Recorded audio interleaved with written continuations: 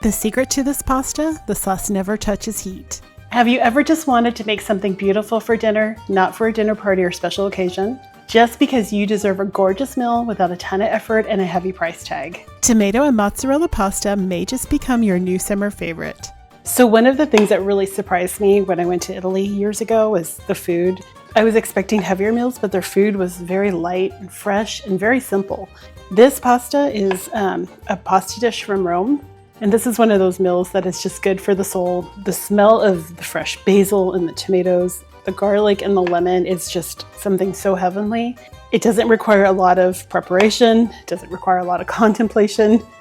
It's one of those things that you can basically whip together on a summer evening and just enjoy.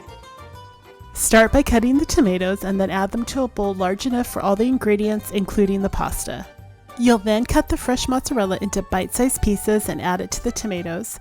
Fresh mozzarella is the soft cheese that's packed in water, and you'll usually find it in the specialty cheese section of your grocery store. Then add the lemon zest, which adds an irresistible brightness to the pasta.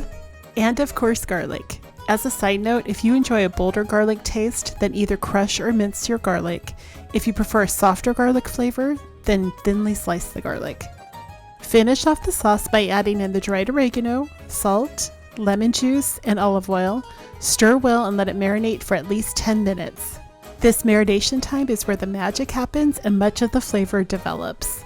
The tomatoes release their juices, the garlic mellows, and the lemon pulls everything together.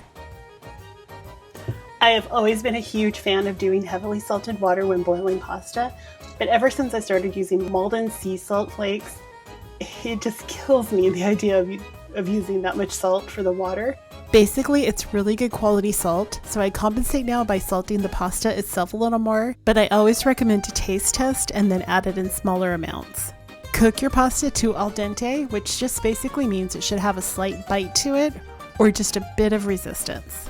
Also, before straining, make sure to save about a half a cup of the hot pasta water and add it in before tossing everything together. The starchy water helps the flavors of the oil cling to the pasta. Add the hot pasta to the tomato bowl along with the pasta water, toss well, and then add torn fresh basil leaves.